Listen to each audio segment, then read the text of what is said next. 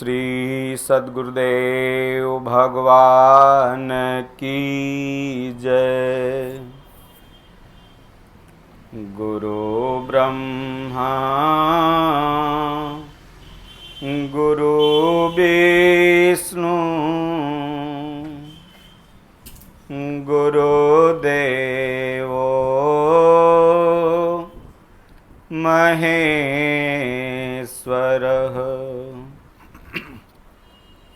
गुरु साक्षात् परं ब्रह्म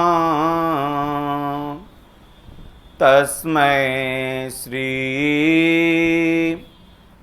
गुरुवे नमः। अखण्डमण्डलाकारं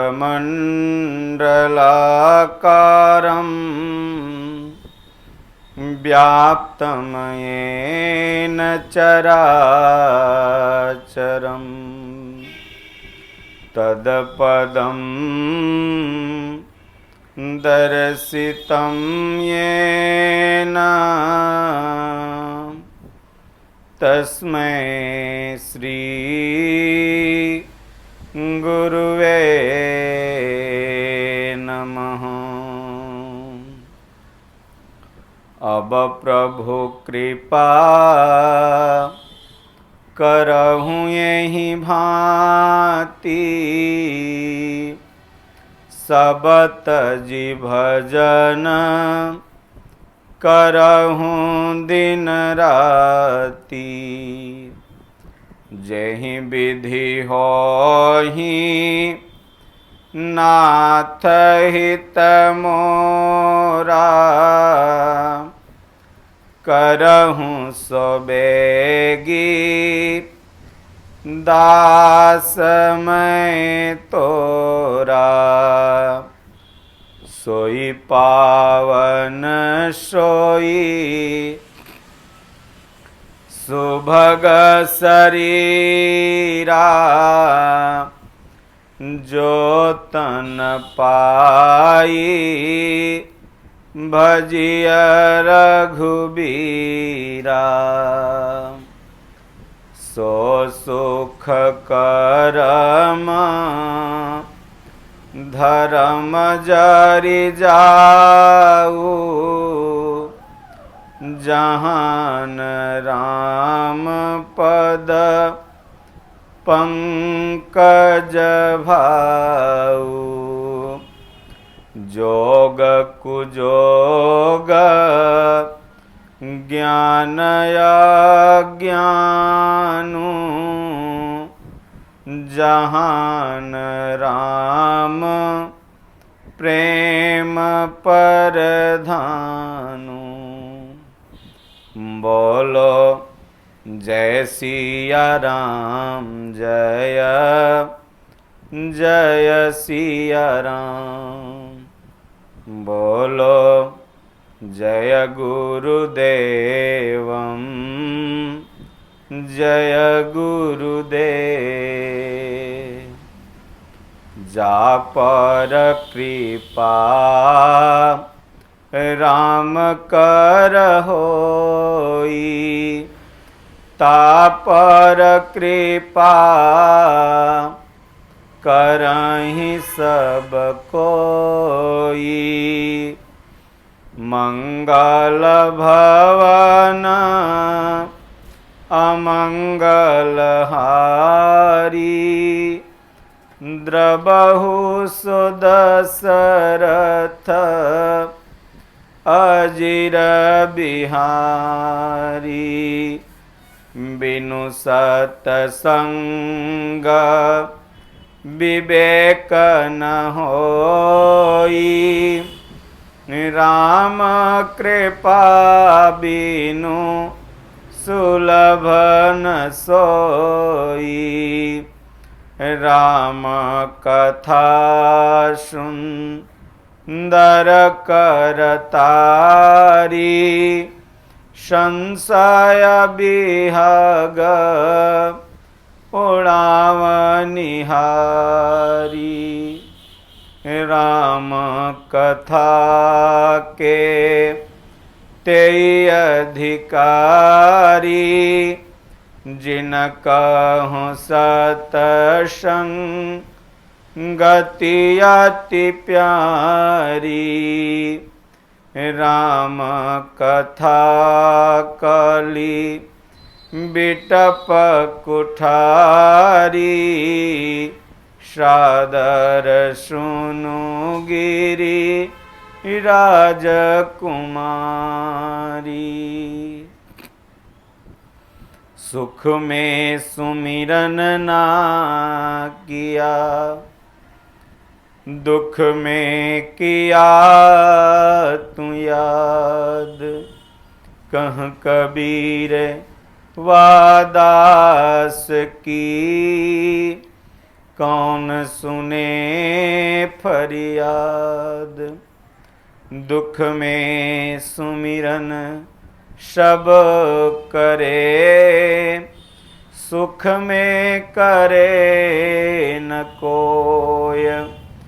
जो सुख में सुमिरन करे, तो दुखवा काहे होय। बोलिए श्री सद्गुरुदेव भगवान की जय।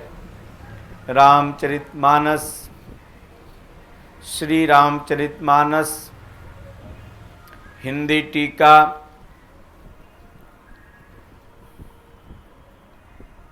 भाग 25 वनगमन प्रसंग। गोस्वामी तुलसीदास जी कहते हैं, तब जानकी जी सास अपनी सास के पांव लगी और बोली, हे माता सुनिए, मैं बड़ी ही अभागिनी हूँ, जो आपकी सेवा करने के समय दैव ने मुझे वनवास दे दिया, मेरा मनोरथ सफल न किया। आप क्षोभ का त्याग कर दें, परंतु कृपा न छोड़िएगा। कर्म की गति बड़ी कठिन है, मुझे भी कुछ दोष नहीं है। सीता जी के वचन सुनकर माता कौशल्या व्याकुल हो गई। उनकी दशा को मैं किस प्रकार बखान कर कहूँ, ऐसा गोस्वामी जी ने मानस में चित्रित किया। उन्होंने सीता जी को बार बार हृदय से लगाया और धीरज धरकर शिक्षा दी और आशीर्वाद दिया कि जब तक गंगा जी और यमुना जी में जल की धारा बहे, तब तक तुम्हारा सुहाग अचल रहे। सीता जी को कौशल्या माता ने अनेकों प्रकार से आशीर्वाद और शिक्षाएं दी और वे अर्थात सीता जी बड़े प्रेम से बार बार उनके चरण कमलों में सिर नवाकर आज्ञा ले चली। जब लक्ष्मण जी को ये समाचार पता चला कि प्रभु श्री रामचंद्र जी वन को जा रहे हैं, तब वे व्याकुल होकर उदास मुँह उठ दौड़े। शरीर काँप रहा है, रोमांच हो रहा है, नेत्र आंसुओं से भरे हैं। प्रेम से अत्यंत अधीर होकर उन्होंने प्रभु श्री राम जी के चरण पकड़ लिए। वे कुछ कह नहीं सकते, खड़े खड़े देख रहे हैं। ऐसे दीन हो रहे हैं मानो जल से निकाले जाने पर मछली दीन हो रही हो। हृदय में यह सोच है कि हे विधाता, क्या होने वाला है? क्या हमारा सब सुख और पुण्य पूरा हो गया? मुझको प्रभु श्री रामचंद्र जी क्या कहेंगे? घर पर रहेंगे या घर पर रखेंगे या साथ ले चलेंगे? प्रभु श्री रामचंद्र जी ने भाई लक्ष्मण को हाथ जोड़े और शरीर तथा घर सभी से नाता तोड़े हुए खड़े देखा। तब नीति में निपुण और शील, स्नेह, सरलता और सुख के समुद्र भगवान श्री रामचंद्र जी ने कहा, हे तात, परिणाम में होने वाले आनंद को हृदय में समझकर तुम प्रेम बस अधीर मत हो। जो लोग माता पिता, गुरु और स्वामी की शिक्षा को स्वाभाविक ही सिर चढ़ाकर उसका पालन करते हैं, उन्होंने ही जन्म लेने का समुचित लाभ पाया है। नहीं तो जगत में जन्म लेना ही व्यर्थ है। हे भाई, हृदय में ऐसा जानकर मेरी सीख सुनो और माता पिता के चरणों की सेवा करो। भरत और शत्रुघ्न घर पर नहीं हैं, महाराज वृद्ध हैं और उनके हृदय में मेरे वन जाने का दुख है। इस अवस्था में मैं तुमको साथ लेकर वन अर्थात जंगल में जाऊं तो अयोध्या सभी प्रकार से अनाथ हो जाएगी। गुरु, माता पिता, प्रजा और परिवार सभी पर दुख का दुसह भार आ पड़ेगा। अतः तुम यहीं रहो और सबका संतोष करते रहो, नहीं तो हे तात बड़ा दोष होगा। जिसके राज्य में प्यारी प्रजा दुखी रहती है, वह राजा अवश्य ही नरक का अधिकारी होता है। हे तात, ऐसी नीति विचार कर तुम घर पर रह जाओ। यह सुनते ही लक्ष्मण जी बहुत व्याकुल हो गए। इन शीतल वचनों से वे कैसे सूख गए, जैसे पाले के स्पर्श से कमल सूख जाता है। प्रेमवश लक्ष्मण जी से कुछ उत्तर देते नहीं बनता। उन्होंने व्याकुल होकर प्रभु श्री रामचंद्र जी के चरण पकड़ लिए और कहा, हे नाथ, मैं दास हूँ और आप स्वामी हैं, अतः आप मुझे छोड़ ही दे तो मेरा क्या वश है। हे स्वामी, आपने मुझे सीख तो बड़ी अच्छी दी, पर मुझे अपनी कायरता से वह मेरे लिए अगम अर्थात पहुँच के बाहर लगी। शास्त्र और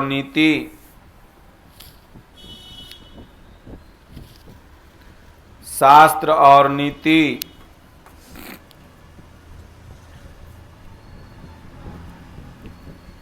की बात तो श्रेष्ठ पुरुष अधिकारी हैं वही सुनते हैं और धर्म की धुरी को धारण करने वाले हैं।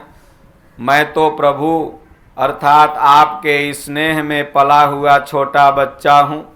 कहीं हंस भी मंदराचल या सुमेरु पर्वत को उठा सकता है। हे नाथ, स्वभाव से ही कहता हूँ, आप विश्वास करें, मैं आपको छोड़कर गुरु, पिता, माता किसी को भी नहीं जानता। जगत में जहाँ तक स्नेह का संबंध, प्रेम और विश्वास है, उनको स्वयं वेद ने गाया है। हे स्वामी, हे दीन बंधु, हे सबके हृदय के अंदर की जानने वाले, मेरे तो वे सब कुछ केवल आप ही हैं। धर्म और नीति का उपदेश तो उसको करना चाहिए जिसे कीर्ति, विभूति, ऐश्वर्य या सद्गति प्यारी हो, किंतु जो मन, वचन और कर्म से चरणों में ही प्रेम रखता हो, हे कृपा सिंधु, क्या वह भी त्यागने योग्य है। दया के समुद्र प्रभु श्री रामचंद्र जी ने भले भाई के कोमल और नम्रता युक्त वचन सुनकर और उन्हें स्नेह के कारण डरे हुए जानकर हृदय से लगाकर समझाया और कहा, हे भाई लक्ष्मण, जाकर माता से विदा मांग आओ और जल्दी वन को चलो। रघुकुल श्रेष्ठ में श्रेष्ठ श्री राम जी की वाणी सुनकर लक्ष्मण जी आनंदित हो गए और बड़ी हानि दूर हो गई और बड़ा लाभ हुआ, ऐसा मन में अनुमान किए वे हर्षित हृदय से माता सुमित्रा जी के पास आए, मानो अंधा फिर से नेत्र पा गया हो। उन्होंने जाकर माता के चरणों में मस्तक नवाया, किंतु उनका मन रघुकुल को आनंद देने वाले प्रभु श्री राम जी और जानकी जी के साथ था। माता ने उदास मन देखकर उनसे कारण पूछा। लक्ष्मण जी ने सब कथा विस्तार से कह सुनाई। सुमित्रा जी कठोर वचनों को सुनकर ऐसी सहम गई जैसे हिरनी चारों ओर वन में आग लगी देखकर डर जाती है। लक्ष्मण जी ने देखा कि आज अर्थात अब अनर्थ हुआ, ये स्नेहवश काम बिगाड़ देंगी, इसलिए वे विदा मांगते हुए डर के मारे सकचाती हैं और मन ही मन सोचती हैं कि हे विधाता, माता साथ जाने को कहेंगी या नहीं।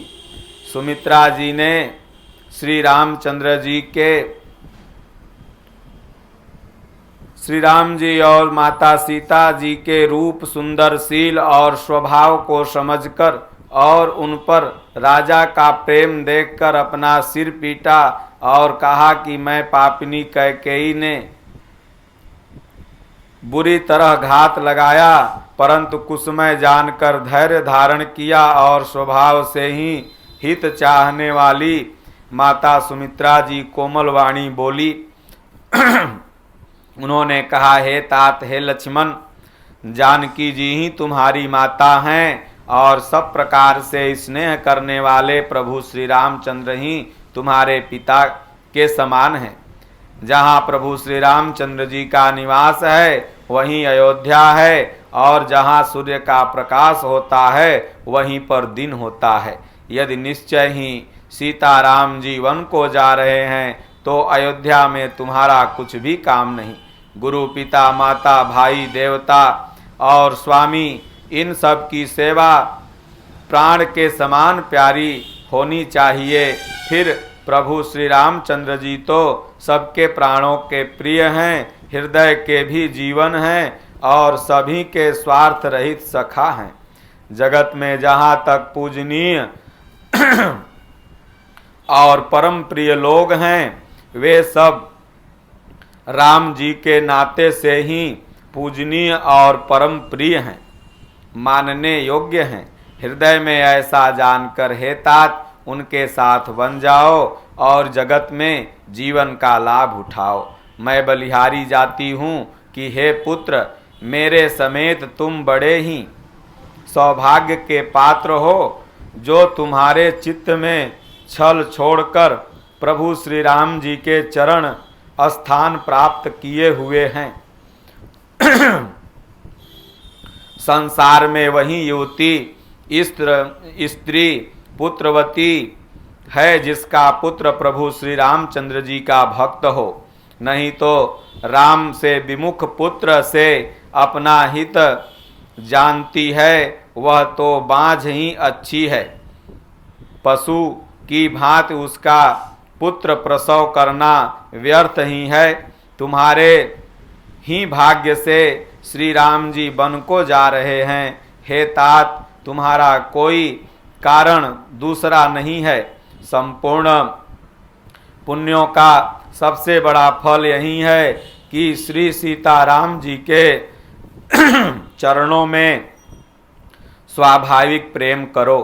राग, रोष, ईर्ष्या, मद, मोह, इनके वश में तुम मत होना। सब प्रकार के विकारों का त्याग कर मन, वचन और कर्म से श्री सीताराम जी की सेवा करना। तुमको वन में सब प्रकार से आराम है। जिसके साथ श्री राम जी और सीता जी रूप पिता माता हैं, हे पुत्र, तुम वही करना जिससे प्रभु श्री रामचंद्र जी वन में क्लेश न पावें। मेरा ही यही उपदेश है। हे तात, मेरा यही उपदेश है, अर्थात तुम वही करना जिससे वन में भगवान सुख पावें। माता के चरणों में सिर नवाकर हृदय में डरते हुए अब लक्ष्मण जी सोच रहे हैं कि कहीं कोई दूसरा विघ्न न आ जाए। जैसे सौभाग्यवश कोई हिरन कठिन फंदे को तुड़ाकर भाग निकला हो। लक्ष्मण जी वहां गए जहां श्री जानकी नाथ जी थे और प्रिय का साथ पाकर मन में बड़े प्रसन्न हुए। प्रभु श्री राम जी और माता सीता जी के सुंदर चरणों की वंदना करके उनके साथ चले और राजभवन में आए। नगर के स्त्री पुरुष आपस में कह रहे हैं कि विधाता ने खूब बनाकर बात बिगाड़ी। उनके शरीर दुबले, मन दुखी और मुख उदास हो रहे हैं। वे ऐसे व्याकुल हैं जैसे शहद छीन लिए जाने पर शहद की मक्खियां व्याकुल हो जाती हैं। सब हाथ मल रहे हैं और सिर धुनकर पीट कर पछता रहे हैं, मानो बिना पंख के व्याकुल पक्षी जिस प्रकार होता है। राजा व्याकुल हैं, बोल नहीं सकते। दशरथ जी के मन में शोक भयानक घर बना के बैठा है। तब रघुकुल के वीर प्रभु श्री रामचंद्र जी ने अत्यंत प्रेम से चरणों में सिर नवाकर उठकर विदा मांगी। उन्होंने कहा, हे पिताजी, मुझे आशीर्वाद और आज्ञा दीजिए। हर्ष के समय आप शोक क्यों कर रहे हैं? हे तात, प्रिय के प्रेम बस प्रमाद कर्तव्य में त्रुटि करने से जगत में यश जाता रहेगा और निंदा होती रहेगी। यह सुनकर स्नेहवश राजा ने उठकर श्री रघुनाथ जी की बाँह पकड़कर उन्हें बैठा लिया और कहा, हे तात सुनो, तुम्हारे लिए मुनि लोग कहते हैं कि श्री राम जी का चरण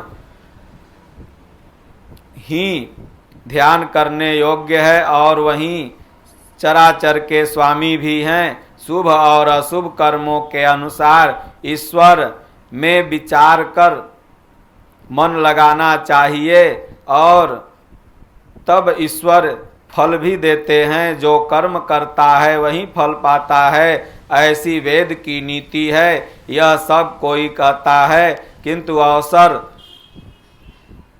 इसके विपरीत हो रहा है। अपराध तो कोई और कर रहा है, फल और कोई भोग रहा है। भगवान की लीला बड़ी विचित्र है, इसे जानने योग्य जगत में कौन है? राजा ने इस प्रकार प्रभु श्री रामचंद्र जी को रखने के लिए छल छोड़कर बहुत से उपाय किए, पर जब उन्होंने धर्म धुरंधर धीर और बुद्धिमान प्रभु श्री राम जी का रुख देख लिया और वे रहते हुए न जान पड़े, तब राजा ने सीता को हृदय से लगा लिया और बड़े प्रेम से दशरथ जी ने यह शिक्षा दी। उन्होंने कहा, वन के दुसह दुख सुनाया और फिर सास ससुर तथा पिता के पास रहने का उपाय बताया, परंतु सीता जी का मन प्रभु श्री राम जी के चरणों में अनुरक्त था, इसलिए उन्हें घर अच्छा नहीं लगा और वन भयानक भी नहीं लगा। फिर और सब लोगों ने भी वन में विपत्तियों की अधिकता बता बताकर सीता जी को समझाया, परंतु सीता जी को कुछ भी भगवान के सिवा अच्छा नहीं लगा। यह शीतल हितकारी मधुर और कोमल सीख सुनने पर भी माता जानकी प्रभु श्री रामचंद्र जी के साथ ही जाने को तैयार थी। हे रघुवीर, राजा को तुम प्राणों के समान प्रिय हो। भीरु अर्थात प्रेम बस दुर्बल हृदय राजा शील और स्नेह नहीं छोड़ेंगे। पुण्य सुंदर यश और परलोक चाहे नष्ट हो जाए, पर तुम्हें वन जाने को वे कभी नहीं कहेंगे। ऐसा कैकेयी ने कहा, ऐसा विचार कर जो तुम्हें अच्छा लगे वही करो। माता की सीख सुनकर प्रभु श्री रामचंद्र जी को बड़ा सुख मिला, परंतु राजा को यह वचन तीर के समान लगे।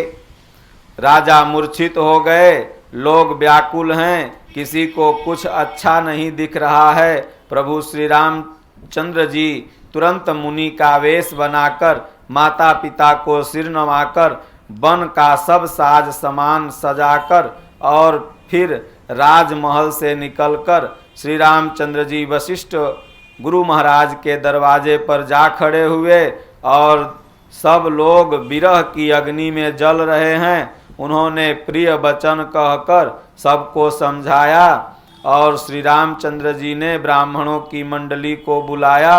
गुरु जी से कहकर उन सबको वर्षासन वर्ष भर भोजन दिए और आदर दान तथा विनय से उन्हें वश में किया। फिर याचकों को दान मान देकर संतुष्ट किया। फिर मित्रों को पवित्र प्रेम से प्रसन्न किया। फिर दास दासियों को बुलाकर उन्हें गुरु जी को सौंप कर हाथ जोड़कर बोले, हे गुसाई, इन सबके माता पिता आप हैं, अर्थात इनकी देख रेख आप करना। प्रभु श्री रामचंद्र जी बार बार दोनों हाथ जोड़कर सबसे कोमल वाणी कहते हैं कि मेरा सब प्रकार से हितकारी मित्र वही होगा जिसकी चेष्टा से महाराज सुखी रहें। हे परम चतुर पुरवासी सज्जनों, आप लोग वही उपाय करिएगा जिससे मेरी माताओं को कष्ट न हो। इस प्रकार प्रभु श्री रामचंद्र जी सबको समझा बुझाकर वन के लिए चल दिए। श्री राम जी के चलते ही बड़ा भारी विषाद हो गया। नगर का आर्तनाद हाहाकार सुना नहीं जाता था। लंका में बुरे सगुन होने लगे। अयोध्या में अत्यंत शोक छा गया और देवलोक में हर्ष तथा विषाद दोनों हो गया। हर्ष इस बात का कि अब राक्षसों का नाश होगा और विषाद इस बात का कि अयोध्या में शोक रहेगा। मूर्छा दूर हुई तब राजा दशरथ जागे और सुमंत्र को बुलाकर कहा कि श्री राम वन को चले गए पर मेरे प्राण नहीं जा रहे हैं। न जाने यह किस सुख के लिए शरीर में हैं। इससे अधिक बलवती और कौन सी व्यथा होगी जिस दुख को पाकर प्राण शरीर को नहीं छोड़ते। फिर धीरज धरकर राजा ने कहा, हे सखा, तुम रथ लेकर के जाओ, कम से कम कुछ दूर घुमाकर सबको लेके चले आना। राम बहुत टेकी है, अगर वो न आए तो जानकी को अवश्य ही वन का दुख दिखलाकर लेके चले आना। ओम श्री सद्गुरुदेव भगवान की जय। बोलो जय सिया राम, जय जय सिया राम। बोलो जय गुरुदेवम, जय गुरुदेव। राम कथा सुंदर करतारी, संशय बिहग उड़ावनिहारी।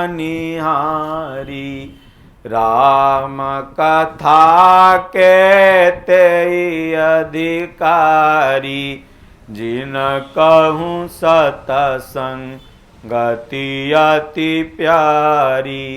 बोलो जय सिया राम, जय जय सिया राम। बोलिए श्री सद्गुरुदेव भगवान की जय। हरि ओम। शांति शांति शांति।